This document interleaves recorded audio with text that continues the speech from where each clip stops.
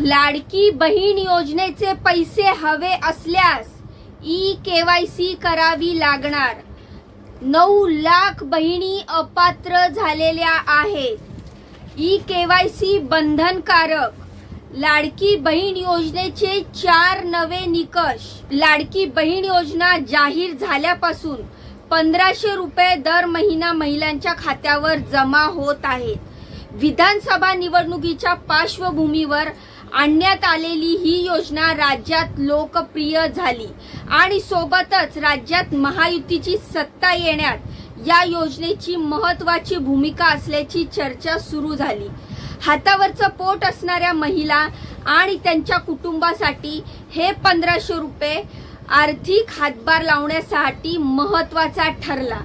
पण मागच्या काही महिन्यापासून लाडकी बहीण योजनेचे निकष आणखीन कडक करण्याची आणि लाभार्थी महिला योजनेचे निकष पाळत आहेत का नाही याची तपासणी करण्याची चर्चा सुरू आहे। याच पार्श्वभूमीवर ज्या गरजू महिलांना लाडकी बहीण योजनेचा लाभ मिळायला हवा त्या महिलांना योजनेत समाविष्ट करून घेण्यासाठी आणि ज्या महिला या योजनेच्या निकषात बसत नाही त्यांना योजनेतून बाहेर काढत सरकारच्या तिजोरीवरचा भार हलका करण्यासाठी सरकार लाडकी बहीण योजनेमध्ये काही ना काही नवीन निकष लागू करणार असल्याची माहिती समोर येत आहे। सर्वात महत्त्वाचं म्हणजे महिलांना या योजनेचा लाभ घ्यायचा असेल तर त्यांना ई-केवायसी करणे बंधनकारक असणार आहे असे सांगण्यात आलेले आहे। ई-केवायसी कसं करायचं, लाडकी बहीण योजनेबद्दलचे नवीन निकष कोणते आणि 9 लाख महिलांना या योजनेतून बाहेर काढण्यात आलंय का आणि लाभार्थी महिलाबाबतची आकडेवारी चर्चेत आहे का हे आपण या व्हिडिओतून पाहणार आहोत। तर नमस्कार मित्रांनो, मी रीमा माझ्या या YouTube चॅनल मध्ये तुमचं खूप खूप खूप मनापासून स्वागत करते। तर आजच्या व्हिडिओत आपण बोलणार आहोत की लाडकी बहीण योजनेचे जे नवीन निकष समोर आलेले आहेत आणि आतापर्यंत जवळपास 9 लाख महिलांना लाडकी बहीण योजनेतून बाद करण्यात आलेला आहे। तर त्या संदर्भात आपण बोलणार आहोत। जर तुम्ही आतापर्यंत जानेवारी पर्यंतचे सर्व हप्ते लाडकी बहीण योजनेअंतर्गत घेतले असाल तर हा व्हिडिओ तुमच्यासाठी अतिशय महत्त्वाचा आहे, कारण तुम्हाला माहिती असलं पाहिजे जर यापुढे तुम्हाला लाडकी बहीण योजनेचा लाभ हवा असेल आणि त्यामध्ये जर तुम्हाला लाडकी बहीण योजनेचा लाभ मिळत असेल तर ह्या योजनेबद्दलचे हे नवीन निकष तुम्हाला नक्कीच माहित पाहिजे। त्यामुळे हा व्हिडिओ पूर्ण बघा। व्हिडिओ जास्तीत जास्त तुमच्या नातेवाईकांना मित्रमैत्रिणींना शेअर करा जेणेकरून ही महत्त्वाची माहिती त्यांना देखील मिळेल। तर जास्त वेळ वाया न घालवता लगेचच व्हिडिओला सुरुवात करूया। लाडकी बहीण योजनेत निकष बदलल्याच्या बातमीमुळे कधी अपात्र महिलांना दिलेले हप्ते सरकार परत घेणार या बातमीमुळे तर कधी सरकारवर या योजनेमुळे आर्थिक भार पडतो यामुळे ही योजना बंद होणार का अशा बातमीमुळे लाडकी बहीण योजना नेहमीच चर्चेत राहिली। आता या योजनेची चर्चा अशी होत आहे की एका वेगळ्याच कारणामुळे या योजनेचा जुलैपासून जवळपास 2.5 कोटी महिलांना फायदा झाला, परंतु या 2.5 कोटी महिलांची आकडेवारी चर्चेचा विषय झाली आहे। लाडकी बहीण योजनेचा लाभ सर्वात जास्त पुणे जिल्ह्यातील महिला घेत आहेत, त्यानंतर नाशिक आणि अहिल्यानगरचा नंबर लागतो। मात्र कोकणातील सिंधुदुर्ग मधल्या आणि विदर्भातील गडचिरोली मधल्या काही पात्र महिला लाडकी बहीण योजनेपासून अजूनही वंचित असल्याचं सांगण्यात येत आहे। याच महिलांना योजनेत सहभागी करून घेण्यासाठी आणि ज्या महिला अपात्र आहेत त्यांना योजनेतून बाहेर काढण्यासाठी सरकारने नवीन निकष लागू करण्याचे सांगितलं जात आहे।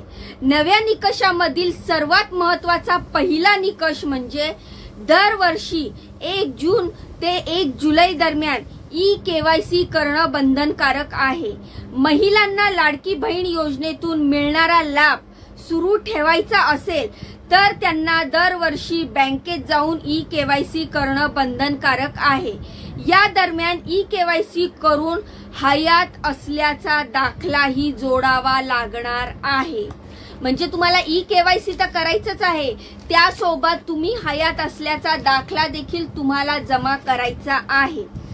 हयात असणाऱ्या महिलांनाच या योजनेचा लाभ मिळावा आणि मृत महिलांच्या नावावर या योजनेचा लाभ घेऊन सरकारची फसवणूक होऊ नये यासाठी हा निकष असल्याचे सांगण्यात येत आहे। तर ई-केवायसी कशी करायची, तर येणाऱ्या जून महिन्यात हा निकष पाळणं बंधनकारक असणार आहे। त्यावेळी सरकारकडून लाडकी बहीण योजनेचा ऑनलाईन पोर्टलवर ई-केवायसी करण्यासाठी एक नवीन लिंक उपलब्ध करून दिली जाईल। त्यावेळी तुमचे आधार कार्ड आणि मोबाईल नंबर तिथे टाकायचा, त्यावर तुम्हाला एक OTP मिळेल। त्यानंतर या ई-केवायसी ची प्रक्रिया पूर्ण होईल। तुम्हाला जो OTP येईल त्या OTP तुम्हाला तिथे टाकायचा आहे आणि त्या OTP नुसार तुमचा तिथे ई-केवायसी ची प्रक्रिया पूर्ण होणार आहे। सरकारच्या इतर योजनांचे ई-केवायसी अशाच पद्धतीने होतं, त्यामुळे लाडकी बहीण योजनेचा ई-केवायसी प्रक्रियेसाठी ही पद्धत लागू होणार आहे। दुसरा निकष म्हणजे 2.5 लाखापेक्षा जास्त वार्षिक उत्पन्न असणाऱ्या कुटुंबातील महिला अपात्र ठरतील। हा निकष खरं तर योजनेच्या सुरुवातीपासूनच आहे, मात्र तरीही काही महिला या निकषात न बसताना देखील या लाडकी बहीण योजनेचा लाभ घेणाऱ्या महिलांवर आता इन्कम टॅक्सची नजर असणार आहे। महिलांच्या कुटुंबाचं इन्कम पडताळणी झाल्यानंतर अपात्र महिलांचे पुढचे हप्ते मिळणार नाही। आता पाहूया तिसरा निकष। तर तिसरा निकष म्हणजे सरकारच्या इतर योजनांचा लाभ घेत असणाऱ्या या महिलांना लाडकी बहीण योजनेचा लाभ मिळणार नाही, त्यांना लाडकी बहीण योजनेतून वगळलं जाईल। यामध्ये ज्या महिला इतर कोणत्या पेन्शन सारख्या योजनेचा लाभ घेत असतील तर त्यांना या योजनेतून वगळण्यात येईल। उदाहरणार्थ संजय गांधी निराधार योजना, जवळपास 2,30,000 महिला संजय गांधी निराधार योजनेचा लाभ घेतात, मात्र अशा इतर कोणत्याही योजनेचा जर लाभ घेत असतील तर त्या महिलांना लाडकी बहीण योजनेतून वगळण्यात येणार। आता तुम्हाला मी उदाहरण सांगते। समजा उदाहरणार्थ एखादी महिला एखाद्या योजनेतून सरकारकडून 1,000 रुपयाचा लाभ घेत असेल, तिला दरमहा 1,000 रुपये मिळत असतील, तर लाडकी बहीण योजनेअंतर्गत जो 1,500 रुपयाचा हप्ता आहे आणि तिला ऑलरेडी 1,000 रुपये दर महिन्याला मिळतात, उरलेले 1,500 मधले 1,000 कट झाले तर 500 रुपये, म्हणजे तिला आता लाडकी बहीण योजनेअंतर्गत वरील 500 रुपये दर महिना तिच्या खात्यात जमा होणार आहे। तर अशा प्रकारे ज्या कोणी महिला इतर पेन्शनचा किंवा सरकारी इतर योजनांचा लाभ घेत असतील तर त्या महिलांना वरील रक्कम वजा करून त्यांच्या खात्यात जमा केली जाईल।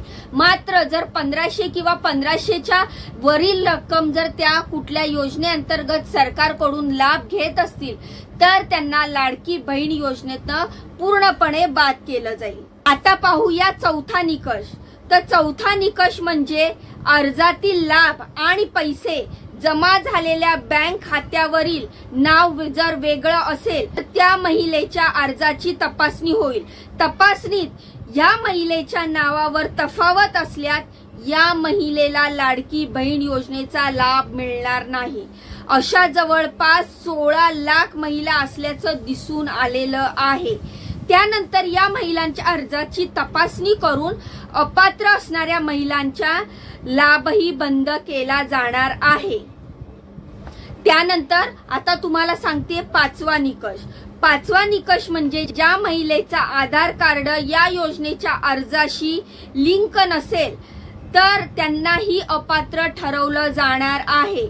या योजनेच्या लाभार्थीपैकी अजूनही 11 लाख महिला अशा आहेत ज्यांनी आधार कार्ड या योजनेच्या अर्जाशी जोडलेलं नाही। तर काही माहिती समोर येत आहेत आणि अपात्र असलेल्या महिलांना या छाननी प्रक्रियेतून वगळण्यात येणार आहे। याच माध्यमातून याआधी 5 लाख महिला अपात्र ठरल्या होत्या। मात्र फेब्रुवारी महिन्यात काही महिला इतरही योजनेचा लाभ घेत असल्यामुळे अपात्र ठरल्या आहेत, तर काही महिलांनी स्वतःहून अर्ज करून या योजनेतून माघार घेतलेली आहे। त्यामुळे या महिन्यात अपात्र ठरणाऱ्या महिलांची संख्या 9 लाखापर्यंत गेली आहे। माझ्या मागच्या व्हिडिओत जर तुम्ही पाहाल तर त्यामध्ये मी तुम्हाला सांगितलेलं आहे की 5 लाख महिला आतापर्यंत अपात्र झालेल्या आहेत, पण जानेवारी पासून फेब्रुवारी पर्यंत येत 5 लाखाचे 9 लाख अपात्र महिला ठरलेल्या आहेत। त्यामुळे सरकारचे जवळपास 945 कोटीचा खर्च कमी होणार असल्याचं सांगत आहेत। म्हणजे जवळजवळ 9 लाख महिला जर या योजनेतून वगळल्या गेल्या तर सरकारचे 945 कोटीचा खर्च कमी होत असल्याचे सांगण्यात आलेलं आहे। यासोबतच लाडकी बहीण योजना जाहीर झाल्यानंतर वयाची 21 वर्ष पूर्ण केलेल्या नव्याने या योजनेचा लाभ मिळणार का याबाबतचा निर्णय सुद्धा येणाऱ्या काही दिवसातच होईल असं सांगण्यात येत आहे। तुम्हाला सरकारच्या या निकषाबद्दल काय वाटतंय? तुमची मतं मला कमेंटच्या माध्यमातून नक्की सांगा आणि अशीच महत्त्वाची माहिती जर तुम्हाला हवी असेल तर मला नक्की कमेंट करून सांगा। सरकारने हे जे नवीन निकष लावलेले आहेत याबद्दल तुमच्या काय प्रतिक्रिया आहेत हे देखील मला कमेंटच्या माध्यमातून सांगा।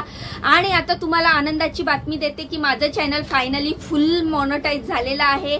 तुम्ही माझी आता मेंबरशिप घेऊ शकता आणि माझी मेंबरशिप घेऊन तुम्ही माझे मेंबर्स होऊ शकता। तुम्ही नक्की माझी मेंबरशिप घेऊ शकता। अगदी 30 रुपयापासून माझी मेंबरशिप आहे। तर अशाच महत्त्वपूर्ण माहिती असलेल्या व्हिडिओसाठी आत्ताच चॅनलला सबस्क्राइब करा। जाण्याआधी व्हिडिओला लाईक करा। भेटूया पुढच्या व्हिडिओमध्ये। तोपर्यंत स्वतःची काळजी घ्या। बाय आणि नमस्कार।